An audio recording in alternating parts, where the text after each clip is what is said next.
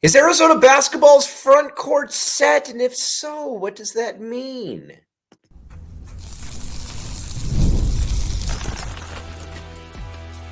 You are Locked On Wildcats, your daily podcast on the Arizona Wildcats. Part of the Locked On Podcast Network, your team every day. Thanks for making Locked On Wildcats your first listen of the day. I am your host, Mike Luke. The show is brought to you by Monopoly Go. All right, now, Tobe Awaka. He has committed to the University of Arizona. I love this fit. First of all, we broke the news that he was visiting here in Tucson, not because of the fact that I'm cool. I am not. Because the fact that I saw him at Culinary Dropout with the coaching staff. We're going to get to the coaching staff in a minute. But either way, this is a very good fit. Arizona is going into the Big 12, and you need people, you need big physical players that fit. Tobe Awaka is one of those dudes. And watch him play. Listen, I'm not going to sit here and act like he's Nikola Jokic and he's going to be able to hit you with 35 spin moves and make a three or anything like that. That's obviously not what he's going to do. But what he is he is very big, he is very strong, and he is very physical. Those are things that Arizona is going to need going into the Big 12. And he is also somebody that is he just is what Arizona needs. And I think that's kind of where it is. So as far as a big dude up front, he's going to get a lot of rebounds for Arizona. And a big part of that though is also what is he going to be able to do then from a scoring perspective. Now, he's going to be the guy that gets you some rebounds I don't know that he's necessarily going to be a scorer per se, other than, getting chippies. But I think if you're Tommy Lloyd, though, and if you're Tobe Awaka, it's Tobe Awaka, by the way, I think that this is a match made in heaven, because when you're playing for Rick Barnes in Tennessee, guess what? You're not going to get any good offense. Now, Rick Barnes is not a bad coach, but Rick Barnes is also just kind of, he's a good coach, but he's not offensively ever going to have a team where you're like, man, dude, this guy can really coach offense. Tommy Lloyd can coach offense. Now, you could say maybe he gives his players a little bit too much free reign. There's not a ton of, drawn up sets. I get all of that. Totally get all of that. But I will also say that he lets guys and he develops players. Look at Oumar Ballo, leader of men. Oumar Ballo, leader of men, came in here and he didn't have a ton of skills. He doesn't necessarily still have a ton of skills, but there's nobody in the city that thought he was going to be a 15-10 player. And if you thought he was, you should be making a lot of money, because you were clearly a very, very smart person. But Oumar Ballo, leader of men, obviously showed that. Look at Keyshawn Johnson. Keyshawn Johnson is somebody that basically never shot a three when he's at San Diego State. Tommy Gunn said, I am going to allow you to shoot threes at here at the U of A. And he did exactly that. So that, I think that's a pretty good selling point. Now, Tobe Awaka is going to probably take a little bit longer time to be able to do all of that, because he is, like I said, he is very raw. And one thing he does do a ton is he fouls. And Arizona's got to work on that. Arizona's got some hackers on the team. There's no doubt about it. My guy, KJ Lewis certainly is one of those, but they're also young. And I think that's something that, when you're Tommy Lloyd, you can sell that you're going to be able to fix. And I think that's obviously that is a very good thing for the University of Arizona. So what does this mean? What does this mean now? First of all, it means that Tommy Lloyd, when he prioritizes players, is getting them. that is something that I think is, I think it's pretty hard to sit here and really, that it's hard to really sit here and dispute. Now, early on, I think a lot of people were like, man, why can't this guy get players in? Sometimes, though, it's also about relationships. And again, this is also, too, before the portal became a massive deal where everybody and their mother was in the portal at some point. So you got to be able to speed recruit, or as somebody said one time, you've got to be able to speed date. And that's kind of where it is with Tobe Awaka. So we will find, we're going to find that one out. But this is a nice fit. Again, Arizona is going to need this dude in the Big 12. There's not a ton of players that, on this roster or that Tommy Lloyd has had that are kind of just enforcers. And I think that's what Awaka is. Watch him against the University of Kentucky, where he was clearly ready to throw hands on any and everybody that wanted any part of the smoke. I like guys like that. There's some people are like, oh, I don't like any of that. I say poppycock.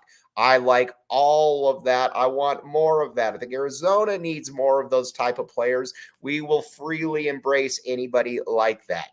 And again, he's also a good kid. Now, you also got to keep in mind, too, generally when dudes enter the transfer portal, generally when guys enter the transfer portal, they don't, their school doesn't really want them back.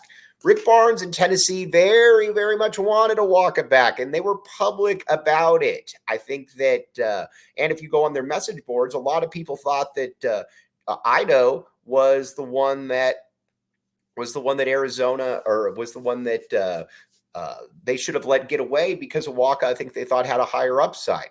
But either way, Arizona is very lucky to have him. And so now you kind of got an idea of what's going on in the front court, and that is a good thing. First and foremost, with that, you've got a dude that is going to be able to give you 20, 25 minutes per game, or maybe 15 to 20 minutes per game. So let's just kind of look at it from that perspective. What are we looking at from a statistical? What are we looking at from a statistical expectation? And I think the first thing that we need to look at is that I think he's probably going to be about 8 points, 5 rebounds, something like that. I don't think that there's anything really that much different. About 8 points, 5 rebounds, something like that. But I also think that he's going to have a lot of upward mobility, though, that will certainly help out Arizona in the coming years. And I think that's something they were able to sell him on, honestly, is that, listen, Arizona has the situation pretty much set up right now where you've got a pretty good idea of, what Mount Crevis is going to get. Mount Crevis is probably going to get 25, 28 minutes per game, something like that. Now, again, there's going to be some games where it's going to be very matchup specific, but there's also going to be some games, though, where he's going to have to play the entire game. And I think that's a good thing. That is not a bad thing. But I think that he's also kind of the dude that, he's never going to be quick twitch. I think that's probably the best way of putting it. But I think that he's never going to be the most quick twitch dude in the world, but he's also going to be very skilled. So I think for somebody like him, 13-7, I really do think that Arizona knows that he can. Arizona knows that you can have somebody like him, and they've never really had anybody like him. And I think that's something that Lloyd has probably looked at and said, we need somebody like that. And so you got him. Then you got Trey Townsend, who's going to be that scorer. I'm very, very excited about Trey Townsend. Trey Townsend, very, very good. And Trey Townsend is going to be able to get hits. So you're going to have two guys in Crevis and Townsend that I believe you're going to be able to dump the ball down to, and they're going to be able to get their own buckets. So that's something that, was a little bit different from Arizona last year. We're going to talk about that in a second. But first, FanDuel. All right. Something that you don't have to go out on a limb by. FanDuel.com/locked-on. Check it out. All right. All kinds of really, really good stuff going on at FanDuel. Now, I think the thing with FanDuel that you also got to be very, very excited about is NBA playoffs are here. great time to bet. Wink, wink. Nudge, nudge. But also with FanDuel, and the other thing that's very, very cool about it too is your money's going to be good. You're going to be paid out on time. And again, I do not like baseball, but I like betting. I like watching baseball if I got a little bit of money in the game. FanDuel.com says, "Help us help you. Help us take your money, or give you your money back." Check it out, FanDuel.com/locked-on. Thanks for keeping it locked on Wildcats and making this your first listen of the day. I am your host, Mike Luke. All right, now, so I think we got the front court settled, though. You've already got Mount Crevis. You've also got Trey Townsend, and now you've got Tobe Awaka. So let's just say that those starters play 25 minutes per game. That leaves 20 minutes for Awaka, and you can have some auxiliary minutes in there somewhere as well. Now, I'm going to get people that are going to ask me about Henry. I will continue to say this. I would love to be wrong on Henry, but I will believe Henry is good when I see it. I do not believe that you can go into the Big 12 next season with Henry Vasar as a person that you are counting on. Now, if Henry turns out to be really good, that will be awesome. If he's a shot blocker, if he's a three-point shooter, that will be fantastic. We will take all of that. But we haven't really seen it so far. And the Big 12 is an entirely different animal. So you got to keep that in mind. Now, when it comes to the minutes distribution, you're pretty much set there. Now, I think you got to start looking a little bit at the perimeter now, because again, I think you do need to have some situations addressed to a certain degree. I think you got to get another guard in there, and I think another backup guard would be very good. I don't feel great with Conrad Martinez as my backup point guard, because keep in mind, the Big 12 is totally different, and this is not going to be something where you're playing Oregon State and then you're playing Washington State every game, because you're going to probably have 5 of the top 10 teams preseason in the country in the Big 12. You're going to have Baylor, you're going to have Kansas, you're going to have Iowa State, you're going to have Houston, and you're going to have Arizona. So you got to be able. You can't really be throwing out roster filler. You got to be throwing out tough players. I'm totally cool with some of those players, but I also think that Arizona needs to be able to get a little bit tougher as well. I think Arizona did that. And on the perimeter, and we're going to talk about this more in the coming days and weeks, I believe you're going to have 2 of these 3 players on campus: Caleb Love, Josan Sanon, and KJ Lewis. I don't believe you're going to get all 3, but I do believe that you will have 2 of those 3. So you got those dudes. Then you got Jamari Phillips. You got a Carter Bryant, who we're going to get to here. We're going to get to in a little bit. I think he's maybe been a little bit overlooked in all of this, but this is going to be a team that is going to have a lot of options. But I do think you need another ball handler, and especially at that point guard spot. You need another dude, because the other guys, I think, are not really point guards. You're going to need another guy. So I think that is something that is going to be very, very important. But so far, so good. Tommy Lloyd has certainly shown that he knows how to navigate the transfer portal. And he's just done a very, very good job of it. And, this is another guy, too. When Tommy Lloyd sits back, he also thinks that Tommy Lloyd sits back and he takes inventory of everything. He knows what he needs to do. None of this is really any kind of a surprise. And he's a very introspective dude, which I think is a very impressive aspect to his game, and is that he is introspective, and that he is, he takes inventory of what will happen. Think about like the previous year. He knew that he needed a few more dude. He knew he needed to move on from Kerr Kriisa. I think that's essentially the way, the best way to put it. He knew that Kerr was probably not going to be the dude that was going to be able to get you over that hump. Now, granted, Kylan Boswell wasn't either, but you didn't know that. I don't think that we knew that Kylan had some of the issues that he maybe had, but either way, Lloyd made that decision to move on from Kerr Kriisa, and he liked Kerr Kriisa. Also, with Kylan Boswell, He knew that he had to move on from Kylan Boswell. And now you got Jaden Bradley in here, but he's not. Listen, I think that he wants it. I think he's a really good dude. I think he wants situations to work, but he's also not just going to keep sitting, hitting his head against a brick wall just because he really likes somebody. And that's something that I think Lloyd is very big on. And, look what he did in the portal last year. Keyshawn Johnson, Caleb Love. Look what he did this year. Tobe Awaka and Trey Townsend. And we're going to continue to see what he can do. But I think you got to give the dude a lot of credit. So as far as a minutes breakdown, especially on the perimeter, just roughly looking at it, I think you're probably looking at something like 29 to 30 minutes per game for Jaden Bradley. I think you're also probably looking at, something similar for Caleb Love, KJ Lewis, Joson Sanon, whoever comes in.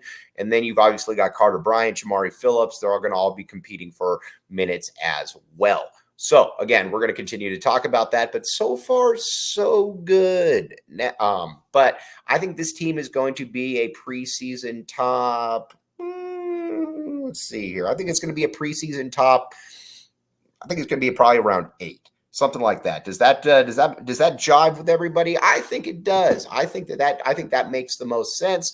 And because it's going to be Kansas and everybody else next year. Kansas is going to be far and away the preseason number 1 team in the country, and they should be far and away the preseason number 1 team in the country because they're loaded. I don't even like Hunter Dickinson, but Hunter Dickinson, KJ Adams, the top 10 big they're bringing in. Then you've also got AJ Storr. You've got Xavier Mayo. You've got DeJuan Harris. You've got possibly Furphy. You've got Rylan Griffin. You just got a lot of really good dudes. So it's going to be them and it's going to be everybody else. But I am excited to see where Arizona is, though, in the grand scheme of all of that. We will find out.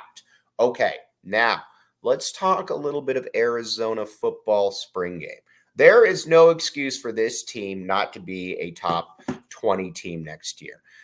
Generally, when a coach comes in, I always say, it's hard to really say. You don't really know all of that. I am not saying any of that with this team. I am saying that this team should come in and should be ready to go immediately because, again, this team is offensively, this team is absolutely loaded. And not only is it loaded, across the board, it is a team where you've got a lot of ability. You've got a lot of players. Offensively, though, too, is really where this team should make its bones. Now, there are some questions about this team offensively that certainly not at the skill position that we need to address, and we are going to address that here in a second. But first, we need to address Monopoly Go. All right, everybody knows about Monopoly Go, and that is the great thing about it.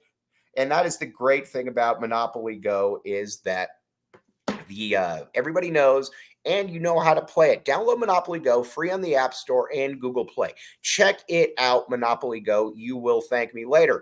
And the cool thing about it is immersive. You can play with family members across the country. You do not have to be jam-packed into the living room playing this and yelling at each other. You can yell at each other from a distance while having fun. Download Monopoly Go free on the App Store and Google Play. Again, very good stuff going on in Monopoly Go. And I think that you also know, too, with Monopoly, what you see is what you get. That is part of the cool aspect to Monopoly. So, again, download Monopoly Go free on the App Store and Google Play.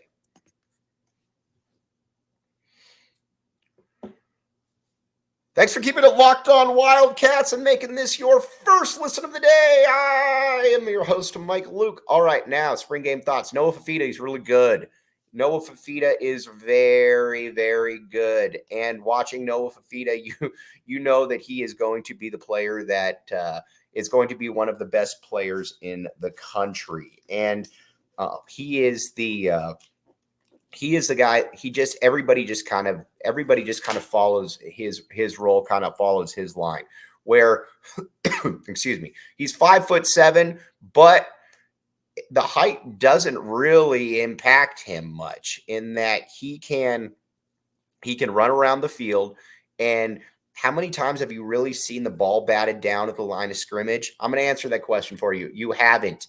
How many times when he's, does it look like he is being his height is a cumbersome issue for him. It doesn't happen because he knows how to move around the pocket. He knows where players are, and it's never been an issue for him. Just look at last year. I mean, again, there weren't a lot of times when you're like, "Ooh, that's not a good situation for him." So that with Noah, he's going to be really, really sharp. I think Noah to Malachi Riley is going to be a huge thing because I think T-Mac is going to be getting a lot of double teams. And I think the T-Mac is also going to draw, like I said, a lot of attention. So Malachi Riley, pretty big dude that I think Arizona is going to really utilize in a big way. I think it's going to be him, Montana, Lamonius, Craig, and T-Mac. Kevin Green has moved on. That's a bummer for me because I think Kevin Green is good. I would have liked to have seen a starting rotation of Kevin Green and Malachi Riley and T-Mac. But we do not always get what we want. So, again, I will trust this coaching staff on that. I do not love it, though. But Riley, I think, is going to have a big, big year. Now, there are some things with the offensive line. They got to get depth. Wendell Moy is really, really good. Jonas Avenea is a first-round pick. But after that, you've got, like I said, Josh Baker's solid. I like Leif. Leif's solid. But after that, you don't have a lot that you can really depend on. Polito, in theory, is really good, but Polito is always hurt. He was hurt the entire year last year. He has been hurt all throughout spring this year. It's hard to really count on a tackle that is always injured, and Polito has been somebody that has been always injured. So there is that. Then some of the other, obviously some of the other players probably haven't panned out the way you hoped. Tylen Gonzalez probably not going to be a player here. Elijah Payne, okay. Rhino, okay. But they're, Arizona, I think, always wanted to, if they were going to miss on a player, they always wanted to miss big. So I get all of that. But the O-line is definitely an issue that you need some depth on now. Again, you're bringing in Michael Wooten from Oregon. But I will with Michael Wooten, I'm going to, kind of reserve judgment because just because you can't get on the field at Oregon doesn't mean anything for me. But you was a low 3-star recruit, kind of like Deuce. Deuce has been somebody that's been a little bit disappointing as well. But I don't know that we should have really been surprised that much by Deuce because, listen, the previous staff did a very good job of being able to evaluate some of these under-the-radar guys, but there's also a reason that he was a low 3-star, and he went to Northwestern, and he was kind of buried on the depth chart. That just kind of is what it is. But overall, this team should be good. There's no excuse for this not to be a top 25 team, and if it's not a top 25 team, then we will obviously have some questions immediately. Okay, now, coming back tomorrow, we are going to talk more Arizona football. We are going to go position by position in the spring game, everything that occurred, what we saw from the players, and what this team is like going forward. But again, should be a top 25 team. Big news, though, as we all know, wanted to really kind of hit the nail on the head with Tobe Awaka, which I believe we did. And he is a big-time addition for the University of Arizona. Very much excited that, and I think the minutes start to fall in play. You start to see who's who can do what, and I think that's an exciting aspect for the University of Arizona. But on that note, thanks a ton for making Locked On Wildcats your first listen of the day. I'm your host, Mike Luke. We will be back with you tomorrow. Bear down and back the A. We will talk to you on Thursday.